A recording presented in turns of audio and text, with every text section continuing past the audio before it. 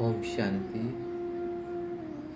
तो हम बाबा की 15 मार्च 1972 की मुरली चिंतन कर रहे हैं, जिसका टाइटल है त्याग और भाग्य। इसका फर्स्ट पार्ट में हमने कल यह चिंतन किए थे, सबसे बड़ा त्याग देह अभिमान का त्याग को बाबा ने करने के लिए कहे थे। और भाग्य के बारे में बाबा ने यह बताए थे कि संगम युग में हमको त्याग का प्रत्यक्ष फल तुरंत ही मिलता है। सत्य युग में तो हमको जीवन मुक्ति मिलेगा, लेकिन संगम में सबसे बड़े से बड़ा भाग्य क्या है? स्वयं भाग्य बनाने वाला भगवान हमारा हो गया, अपना हो गया, मेरा हो गया। ये नशा भी बाबा ने चढ़ाए थे। बाबा कहते सारे कल्प में सिर्फ ऐसे ही संगम युग है जब यह भाग्य प्राप्त होता है और कभी नहीं हो सकता। और इसकी विधि के बारे में बाबा ने जो बताए थे, दो बातें हमको चेक करने के लिए कि संकल्प में व्यर्थ संकल्प कहाँ तक हमने त्याग किया, और वृत्ति में सदा भाई भाई की वृत्ति जो रहनी चाहिए वो कहाँ तक अपनाया है। और देहाभिमान के संस्कार को खत्म करने के लिए बाबा ने जो दूसरा विधि बताई थी वो है सदा अपने आदि और अनादि संस्कार को सोचो, तो मध्य के संस्कार क्या हो जाएंगे? ढीले पड़ जाएंगे। ऐसी स्मृति रहने से हर कर्म में समर्थि स्वतः आएगी। तो आज इसके सेकंड पार्ट में बाबा ने हमें एक बहुत सुंदर टॉपिक के ऊपर लेके जा रहे हैं, वह है कम खर्च वाला नसीब। तो ये ब्राह्मणों के लिए तो ये हम सबको ये स्लोगन याद है ना, कम खर्च वाला नसीब। लेकिन इसे भी हम अलग अलग तरीके से इंटरप्रेट कर सकते हैं। कोई स्थूल खजाने के लिए भी कर सकते हैं, जैसे अक्सर करके हमारे दीदियाँ बहनों ने सेंटर को जो संभालते हैं ना, उनका कितना टारगेट रहता है कि कम खर्चे से सब कुछ करना। या हम जैसे कोई प्रोग्राम करते हैं तो हम सबका यही टारगेट रहता है ना कि कम खर्चे से ज़्यादा आउटपुट मिले कैसे हमको, क्योंकि बाबा ने हमको सिखाया है।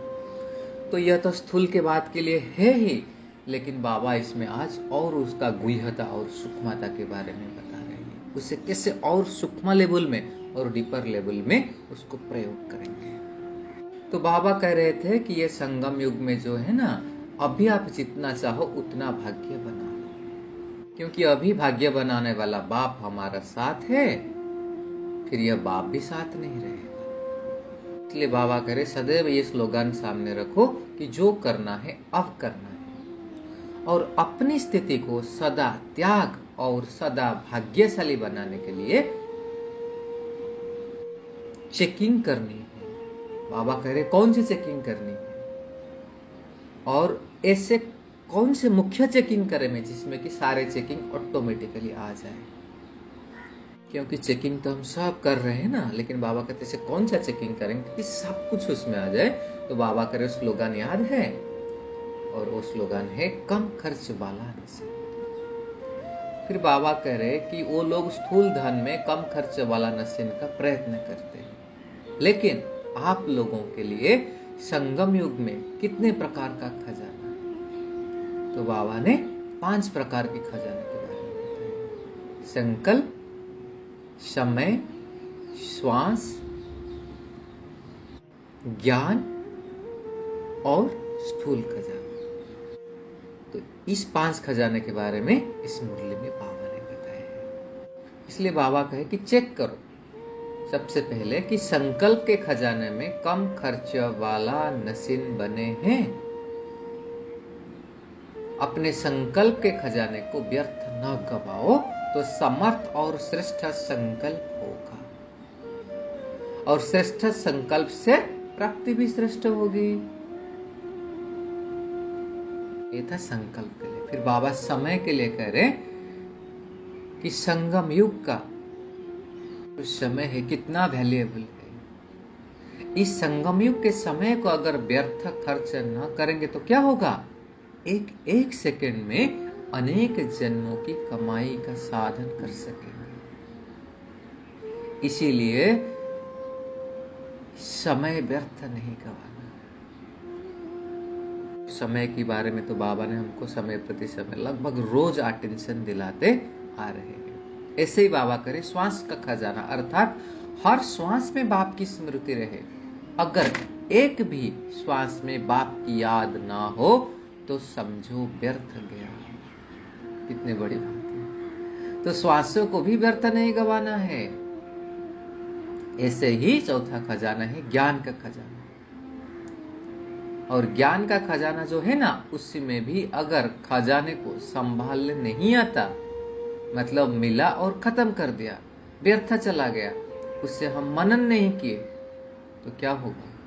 बाबा करे मनन के बाद उस खजाने से जो खुशी प्राप्त होती है ना, उस खुशी में स्थित रहने का अगर अभ्यास नहीं किया तो व्यर्थ चला गया। हम रोज मुरली सुनते आ रहे हैं कितना सालों से, लेकिन बाबा कह रहे अगर उसको मनन नहीं किया और मनन के बाद उसी से जो खुशी मिले उसी को अगर हम अभ्यास नहीं किया, दूसरे को दान नहीं किया, तो क्या हुआ? व्यर्थ चला गया ना। फिर बाबा एग्जाम्पल दे, जैसे भोजन खाया और हजम करने की शक्ति नहीं तो क्या हो गया? व्यर्थ हो जाए। इसी प्रकार यह ज्ञान के खजाने आपके प्रति व दूसरे आत्मा को दान देने के प्रति नहीं लगाया तो व्यर्थ गया ना। इसे हम अंडरलाइन करें कि रोज जो बाबा ने मुरली में हमें इतनी सारे शिक्षाएं दे रहे हैं, कितना मैंने खुद धारण किया, कितना मैं दूसरे आत्माओं के कल्याण के अर्थ उसको दान किया। तो ऐसे सालों साल हम सुनते आ रहे हैं। तो इसके लिए अभी जो संडे मुरली चली थी, पिछले से पिछले संडे, बाबा ने क्या कहते हैं? ज्ञान के खजाने में नवीनता, मतलब उसे मनन चिंतन कर अपने लाइफ में जो परिस्थितियां हैं उसी के ऊपर अप्लाई करके उसमें विजय प्राप्त कर। तो इसी प्रकार बाबा कहते हैं ना, तुम विघ्न विनाशक बन, दूसरे के विघ्नों को भी समाप्त करो। तो उसके लिए हम ज्ञान का खजाने भी अप्लाई करेंगे। इसलिए बाबा ज्ञान के खजाने के ऊपर भी अंडरलाइन कराए। बाबा आ रहे स्थूल धन के ऊपर, तो बाबा करे स्थूल धन भी अगर ईश्वरीय कार्य में, हर आत्मा के कल्याण के कार्य में व अपने उन्नति के कार्य में नहीं लगाकर अन्य कोई स्थूल कार्य में लगाया तो व्यर्थ लगाया ना। क्योंकि नियम क्या है? ईश्वरीय कार्य में लगाने से एक स्थूल धन का लाखों गुना बनकर प्राप्त होता है, और एक गवा दिया तो एक व्यर्थ नहीं गवाया, लाखों व्यर्थ गवाया। बाबा कहे कि संगम युग में जो सर्व खजाने हैं उसे चेक करो कि कोई खजाना व्यर्थ तो नहीं जाता है, तो कम खर्च वाला नसीब बन जाएंगे। बाबा कह रहे कोई बच्चे अलबेले होने के कारण गवा देते हैं। जो अलबेले होते हैं ना, वो व्यर्थ गवाते हैं, और जो समझदार होते हैं, नॉलेजफुल होते हैं, सेंसिबल होते हैं, तो एक छोटी चीज भी व्यर्थ नहीं गवाते हैं। बाबा ने साकार बाबा का एग्जाम्पल दिया। ब्रह्मा बाबा भी तो कम खर्च नसीन बनकर दिखाया ना। तो ऐसे हमें भी फलोपादर करना है। कोई भी स्थूल धन, अगर स्थूल धन नहीं है तो जो यज्ञ निवासी है ना, उनके लिए यह स्थूल यज्ञ की हर वस्तु ही स्थूल धन के समान है। बहुत इंपॉर्टेंट लाइन है। बाबा कह रहे कोई यज्ञ निवासी जो भी समर्पित होते हैं ना, उनके पास तो धन नहीं, वो कहाँ सफल करेंगे? तो बाबा क्या करे, उनके लिए यज्ञ की हर वस्तु भी स्थूल धन के समान है। अगर यज्ञ की कोई भी वस्तु व्यर्थ गवाते हैं तो भी कम खर्च वाला नसीब नहीं कहेंगे। जो प्रवृत्ति में रहने वाले हैं, स्थूल धन से अपना उच्च पद बना सकते हैं, वैसे ही यज्ञ निवासी और यज्ञ की स्थूल वस्तु कम खर्च वाला नसीब बनकर यूज करते हैं अपने प्रति व दूसरे के प्रति। उनका भी इस हिसाब से भविष्य बहुत ऊंच बनता है, क्योंकि बाबा ने लॉ सबके लिए एक समान बनाया। ऐसे नहीं कि जो प्रवृत्ति में रहते अपना धन सफल कर लेगा तो यज्ञ निवासी क्या करेंगे?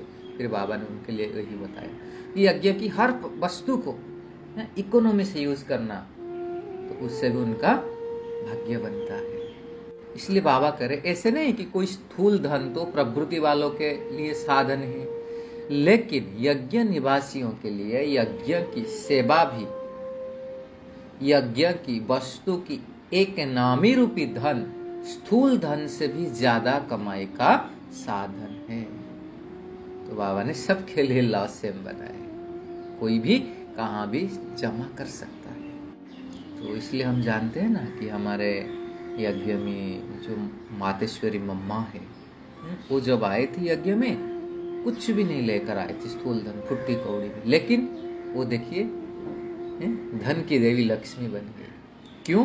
क्योंकि हर चीज में मम्मा इकोनॉमी करती थी। यज्ञ की हर एक वस्तु कितनी इकोनॉमी से चलाती थी, कितनी ध्यान रखती थी, जरा सा भी कहाँ भी कोई जैसे वेस्ट न जाए। हर सेवा में चक्कर लगा करके देखती है कहाँ कुछ नुकसान तो नहीं हो रही है। इसलिए तो धन की देवी बनी ना।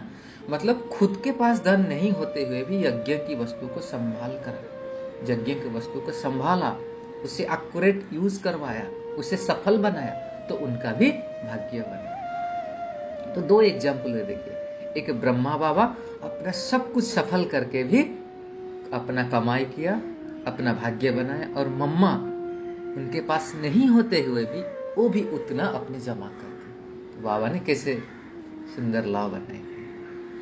इसलिए बाबा कहे, जब यज्ञ की एक भी चीज यथार्थ रूप से लगाते हो व संभाल करते हो, व्यर्थ से बचाव करते हो, तो सामर्थ्य आती है और भविष्य प्राप्ति के लिए। व्यर्थ से बचाव किया, अपना भविष्य बनाने की प्राप्ति हुई। इसीलिए हर एक को अपने आप को चेक करना है।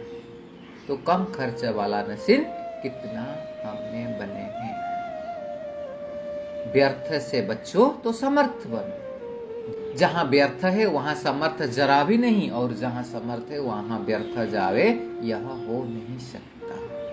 अभी बाबा लीकेज के ऊपर अटेंशन खिंचवाए, बहुत इंपॉर्टेंट है, क्योंकि हम कमाई तो करते हैं, कहाँ लीकेज होता है पता नहीं चलता है। तो बाबा कह रहे जैसे देखो लीकेज होती है ना, कितना भी कोशिश करो लेकिन लीकेज के कारण शक्ति भर नहीं सकती है।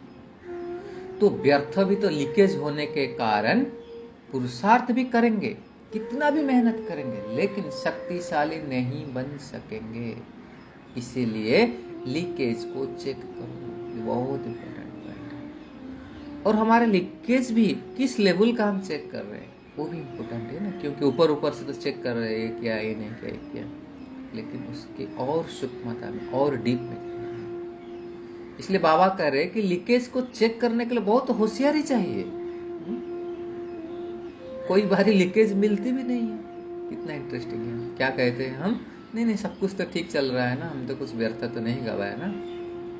तो वो लीकेज भी हमारी इतना सूक्ष्म होती है, वो भी हमको पता नहीं चलता है।